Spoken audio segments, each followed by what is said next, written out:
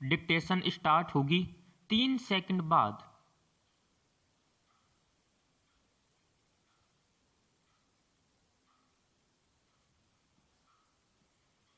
Start. मनुष्य ने प्रकाश के लिए कभी चांद और सूरज की तरफ देखा होगा। स्टॉप। कभी अंधेरी रातों में जुगनू के चमकने पर कौतूहल से भर उठा होगा। स्टॉप। विकास क्रम में उसने संसार की एक महत्वपूर्ण खोज कर डाली और वह थी आग। स्टॉप। जल्दी ही वह जान गया कि आग के दूसरे कई प्रयोगों के साथ प्रकाश भी किया जा सकता है। स्टॉप। पर वह यहाँ भी ठहरा नहीं रह सका। स्टॉप। वह सभ्यता के विकास की सीढ़ियां चढ़ता गया और प्रकाश के लिए दूसरे बेहतर साधनों की खोज करता रहा। स्टॉप। हालांकि उसे सदियां लगी, पर एक दिन उसने बिजली से जलने वाले बल्ब का आविष्कार कर लिया। स्टॉप। प्रकाश के क्षेत्र में मनुष्य ने यह बड़ी छलांग भरी थी। स्टॉप। रात को दिन बना लेने की अपनी क्षमता पर गर्व स्वाभाविक था। Stop para. हालांकि तब किसी ने यह नहीं सोचा कि प्रकृति ने सारी व्यवस्थाएं देखभाल कर की हैं। स्टॉप। जीवन के लिए जितना जरूरी प्रकाश है कौमा, उतना ही जरूरी है गहन अंधकार भी। स्टॉप। पर मनुष्य ने रातों को भी अत्यधिक कृत्रिम प्रकाश से भर दिया। स्टॉप। रिहायशी इलाके तो दूर कौमा, बिजली की चमचमाती रोशनी ने जंगलों की आंखें भी चौंधिया दी। स्टॉप। इस तरह अनेक प्रदूषणों के साथ ही धरती पर प्रकाश प्रदूषण भी एक भीषण समस्या बनता जा रहा है। Stop para. अमेरिका के शिकागो में इंटरनेशनल डार्क स्काई एसोसिएशन द्वारा किए गए अध्ययन के अनुसार मनुष्य द्वारा रात में किया गया कृत्रिम प्रकाश पक्षियों के लिए अत्यधिक घातक सिद्ध हो रहा है। स्टॉप। अध्ययन के अनुसार ऊंची इमारतों की खिड़कियों में जलने वाली बत्तियों के कारण रात में उड़ने वाले पक्षी भ्रमित हो जाते हैं। स्टॉप। वे तेज रफ्तार में उड़ते हुए खिड़कियों से जा टकराते हैं कौमा, फिर गंभीर रूप से घायल होने के कारण उनकी मृत्यु हो जाती है। स्टॉप। अक्टूबर 2020 में फिलाडेल्फिया में भी हजारों प्रवासी पक्षी ऊंची इमारतों की प्रकाशमान खिड़कियों से टकराने के कारण मर गए। स्टॉप। भारत में प्रवासी पक्षियों के लिए यह प्रदूषण बहुत हानिकारक है। स्टॉप। पक्षियों का भ्रमित होना कृत्रिम प्रकाश के आरंभिक दिनों से ही शुरू हो गया होगा। स्टॉप। 1884 में मिसिसिपी घाटी में यह देखा भी गया था कौमा, जब एक प्रवासी जल पक्षी पोजारना कैरोलिना की लाइट टावर से टकराने से मृत्यु हो गई थी। स्टॉप। तभी भविष्य दृष्टाओं ने जान लिया था कि रात में किया जाने वाला अत्यधिक प्रकाश धरती पर विचरते जीवों के जीवन पर नकारात्मक असर भी डालेगा। Stop para.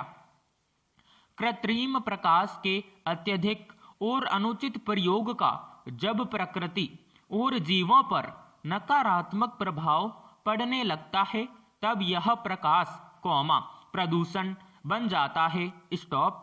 यह नकारात्मक प्रभाव कई तरीकों से आ सकता है। स्टॉप। जिस स्थान पर मनुष्य का काम एक अकेली बत्ती से चल सकता है कौमा, वहां भी वह कई बत्तियां लगाकर चकाचौंध का वातावरण बना दिया जाता है कौमा, जिसके कारण जीवों की आंखें चौंधिया जाती हैं और वे अपनी सामान्य जीवन प्रक्रिया से भटक जाते हैं। Stop para. रात में शहरों के आसमान पर जो लाइट का ग्लोब जैसा घेरा दिखाई देता है उसे शहरी आकाशीय चमक या अर्बन स्काई ग्लो कहा जाता है। स्टॉप। सड़कों पर लगी तेज बत्तियों और वाहनों की बत्तियों या ऊंची अट्टालिकाओं में जलती तेज बत्तियों के कारण नगर का आकाश सामान्य से अधिक चमकीला दिखाई देता है। स्टॉप।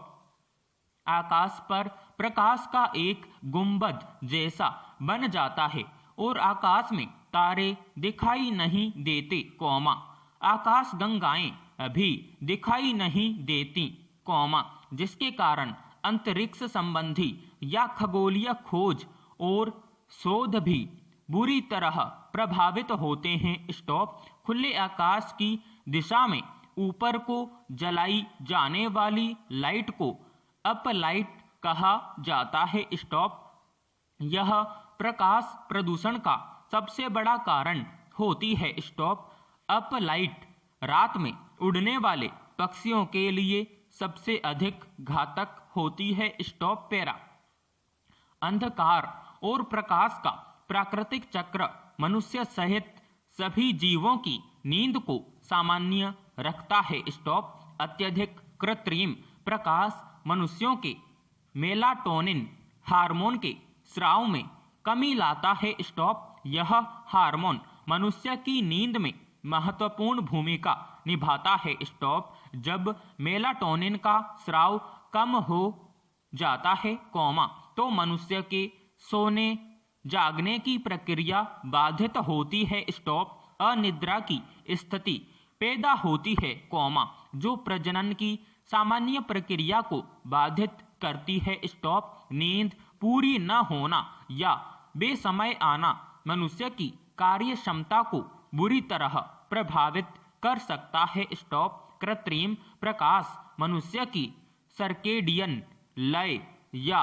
बायोलॉजिकल क्लॉक को भी प्रभावित करता है, जिसके कारण मनुष्य को अवसाद, झुंझलाहट, बेचैनी, चिंता, चिड़चिड़ाहट और नींद का न आना आदि समस्याएं पैदा होती हैं। स्टॉप। इससे कैंसर, हृदय रोग, मधुमेह, मोटापा और गैस्ट्रोएंटाइनल आदि रोगों का भय उत्पन्न होता है। Stop para.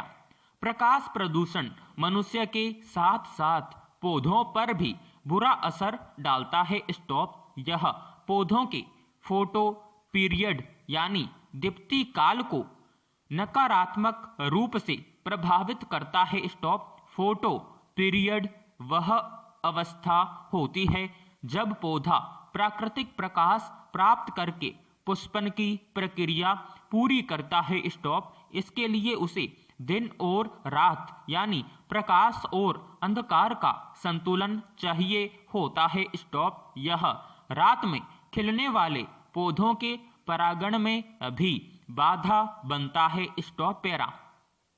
दिन के समय शांत पड़े रहने वाले और सुबह, शाम या रात में सक्रिय होने वाले जीवों की प्रजनन क्रिया में भी कृत्रिम और अत्यधिक प्रकाश बाधा उत्पन्न कर सकता है। स्टॉप। भारत के समुद्र तटों पर कुछ जीव, विशेषकर कछुए रात में ही प्रजनन किया करते हैं। स्टॉप। अत्यधिक कृत्रिम प्रकाश उन्हें समुद्र तटों की ओर जाने से रोकता है, जिससे उनकी प्रजनन दर प्रभावित होती है। स्टॉप। मछलियां भी इससे प्रभावित होती हैं।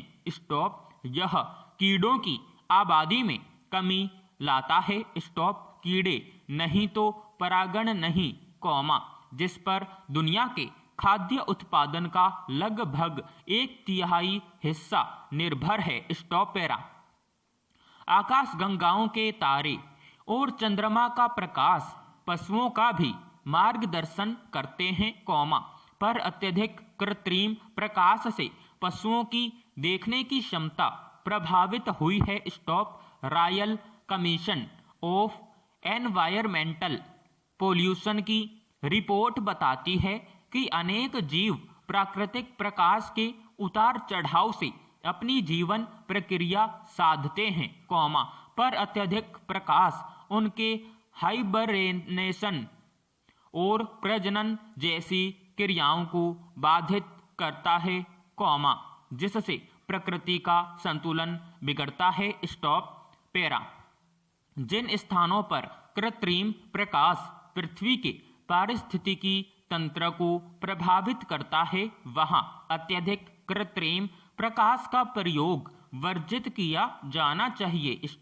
फ्रांस ने ऐसा किया भी है। उसने स्काई बीम पर प्रतिबंध लगा दिया है। समाप्त।